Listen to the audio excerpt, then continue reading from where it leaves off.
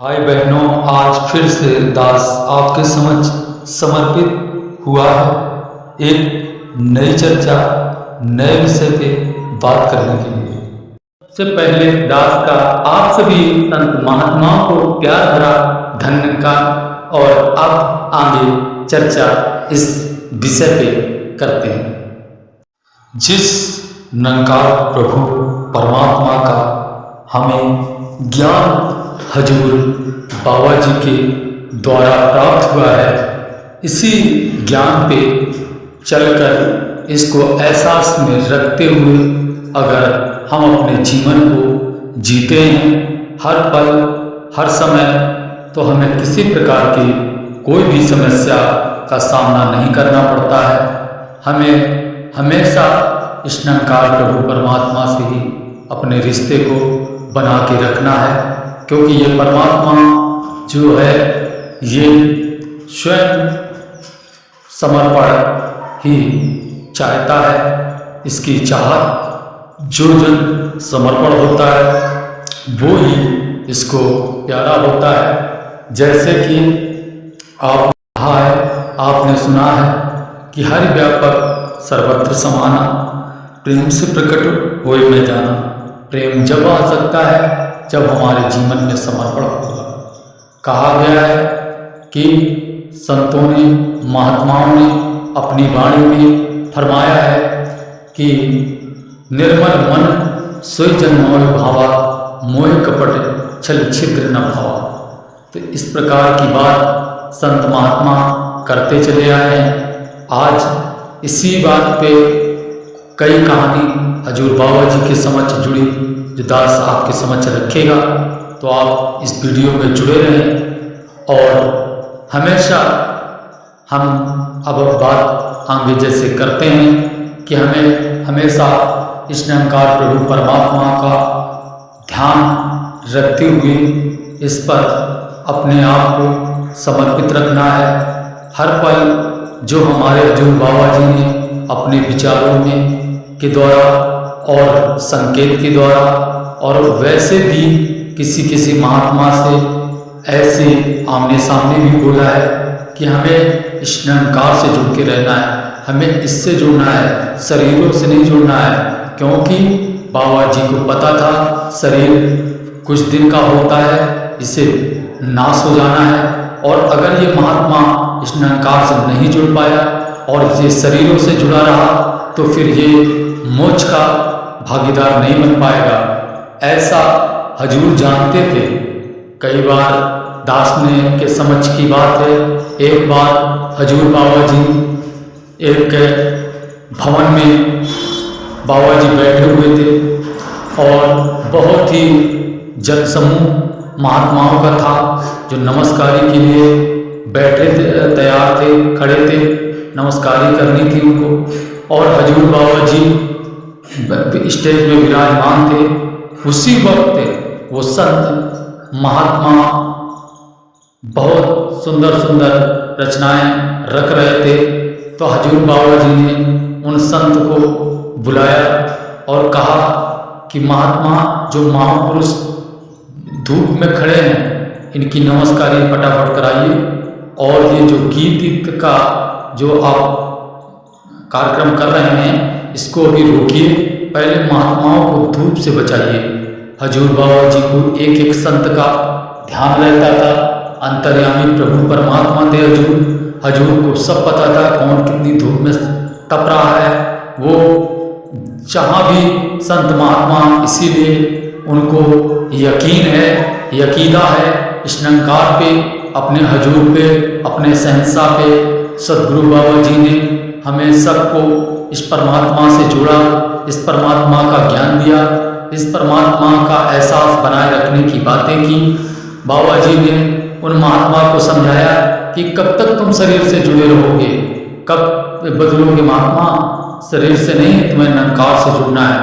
उन महात्मा को face to face समझाया। ऐसी ऐसी परिस्थितियाँ हजूर के समझ और हम सबके सामने जो बात आई वो हमने सुनी। तो इसी प्रकार से आज एक कहानी भी दास आपके समझ रख रहा है। एक बार हजूर बाबा जी समुद्र की सैर करने के लिए घर से बाहर निकलते हैं। और जब मुंबई में कहीं घूमने के पर्पज़ से हजूर गए थे तो समुद्र की सैर करने गए बाबा जी, तो उनके साथ कुछ महात्मा भी थे। उन महात्मा ने बाबा जी से बात ही बात में चर्चा की कि हजूर बाबा जी, दास इस पानी में कई मिनट तक सांस रोककर बैठा रह सकता है। तो बाबा जी ने, भोले भाले हजूर बाबा जी, जिनके मन में किसी प्रकार की कोई बात ही नहीं रहती थी, हमेशा समर्पण निरंकार में रहते थे, उनके मुख से निकला वही उनका पुराना शब्द, अच्छा। ऐसे करके हजूर ने उन महात्मा से बात की। फिर दूसरा दिन होता है, वो महात्मा, बाबा जी सभी महात्माओं से समुद्र सैर करने के लिए चलने को बोलते हैं। और जैसे ही निकलते हैं, हजूर बाबा जी समुद्र के पास पहुंचते हैं तो वो महात्मा उसी समुद्र में डूब चुके थे।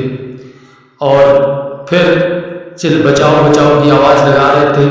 तो बाबा जी ने देखा तो कहा, आसपास देखा तो जो पानी में तैरकर महात्माओं, जो व्यक्ति वहाँ डूबता है, उसको बचाने के लिए वहाँ जो खड़े होते हैं गार्ड, वो भी मौके पे नहीं थे।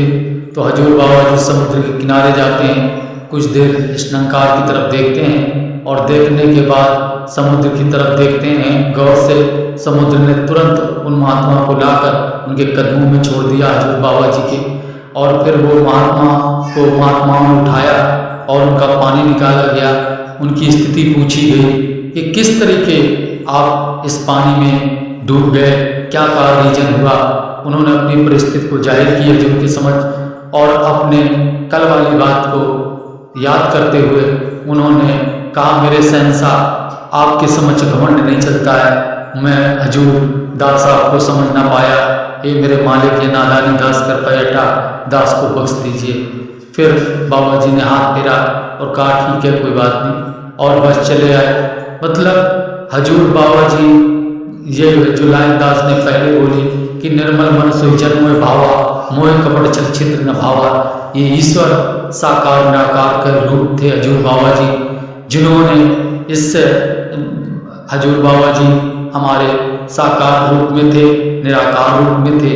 निराकार ही साकार था, वो साकार शरीर चला गया, उसका समय पूरा हो गया। अब प्रभु निराकार रूप में हैं, लेकिन आज भी हजूर बाबा जी इसको एक ही चीज़ पसंद है, वो है निर्मल मन। आप निर्मल मन करके हजूर से रिश्ता जोड़िए, हजूर को हर पल आप सुन पाएंगे।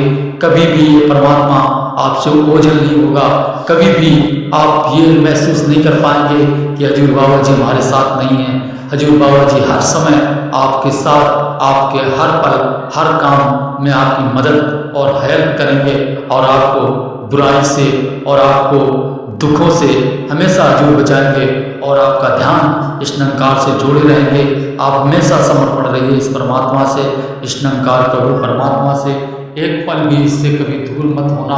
ये ऐसी शक्ति है, ऐसा ज्ञान है जो करोड़ों करोड़ों वर्ष तपस्या करने के बाद भी लोगों को नसीब नहीं होता। और हम आपकी किस्मत में ये था तो मिला, ये यूं ही आपको नहीं मिला है। युगों युगांतर से आपकी चल रही सेवा को देखकर इस प्रभु ने आप पर कृपा करके अपने रूप का दीदार कराया है, अपने रूप की लगता कराई है। अन्यथा संसार में और भी लोग हैं, और भी संसार में प्राणी हैं जिन्हें ये नसीब नहीं होता, और वो खुश हैं कि अरे हम नहीं जुड़ते हैं। वो ये भी कहकर खुश हैं, उन्हें लगता है कि ये तो फ्री में बढ़ रहा है, ये हम लेने नहीं चाह रहे हैं। ऐसा कुछ नहीं है। इस पर जिस पर कृपा नहीं है इसकी, वो इसको पा ही नहीं सकता है। जिस पर इसकी कृपा है वो ही इसको पा सकता है। तो फिर अंत में यही दास आपकी समझ बात रखते हुए कि मेरे मालिक, सबका भला करो भगवान, सबका सब दियो कल्याण, प्यार से कहिए धन निरंकार जी।